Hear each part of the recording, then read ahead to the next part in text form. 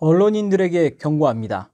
다 그런 것은 아니지만 주사파에게 장악된 언론인들이 근래에 행한 범죄적 행동을 보면 참으로 기가 막힐 일입니다.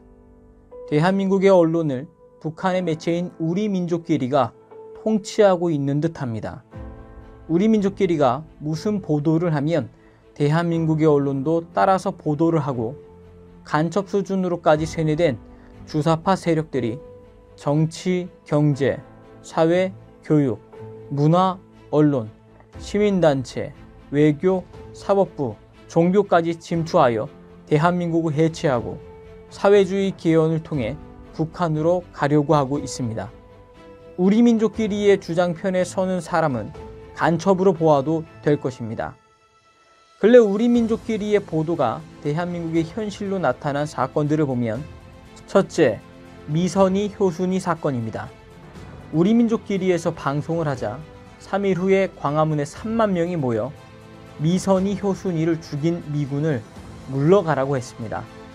그러나 사실 조사로 나타난 것처럼 미선이 효순이 사건은 미군의 훈련 중에 일어난 교통사고였습니다.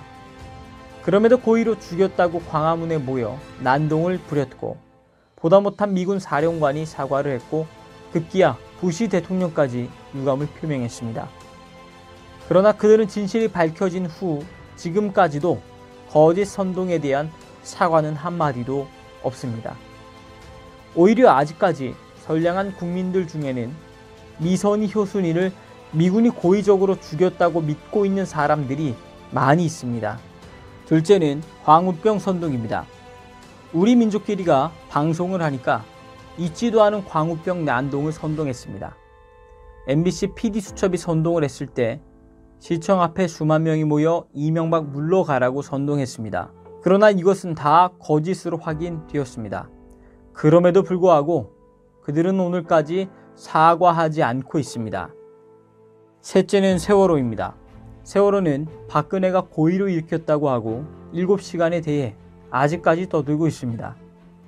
도대체 주사파 언론이 추구하는 마지막이 무엇인지 차라리 솔직하게 말해야 할 것입니다.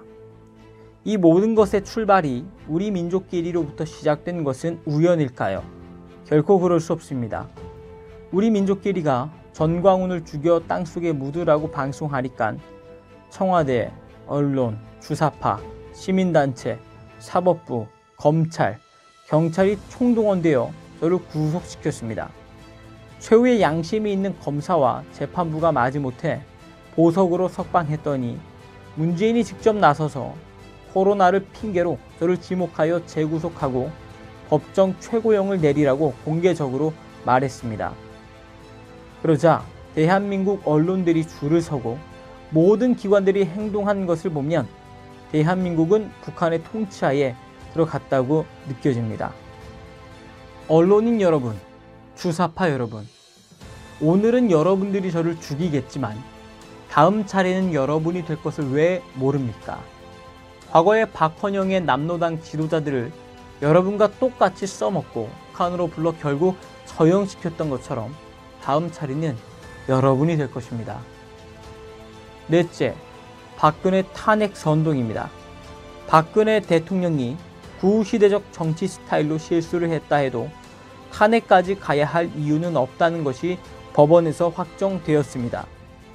그럼에도 거짓 선동과 촛불 시위로 박근혜를 탄핵하고 주사파 문재인 정부를 만든 책임을 반드시 대한민국과 역사 앞에 져야 할 것입니다.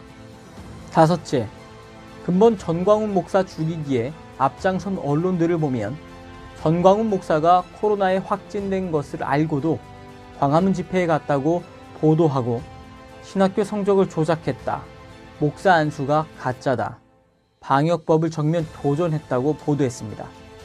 심지어 보석 상태에 있는 전광훈 목사가 도망을 갔고 이를 찾고 있다며 재구속하라고 떠들었습니다. 제가 확진된 것은 17일 날 알았고 또 제가 도망갔다고 보도할 때 저는 집에서 그 보도 내용을 보며 웃고 있었습니다.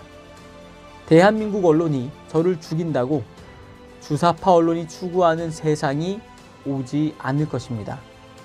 뭉치자, 싸우자, 이기자. 전광훈 목사 드림.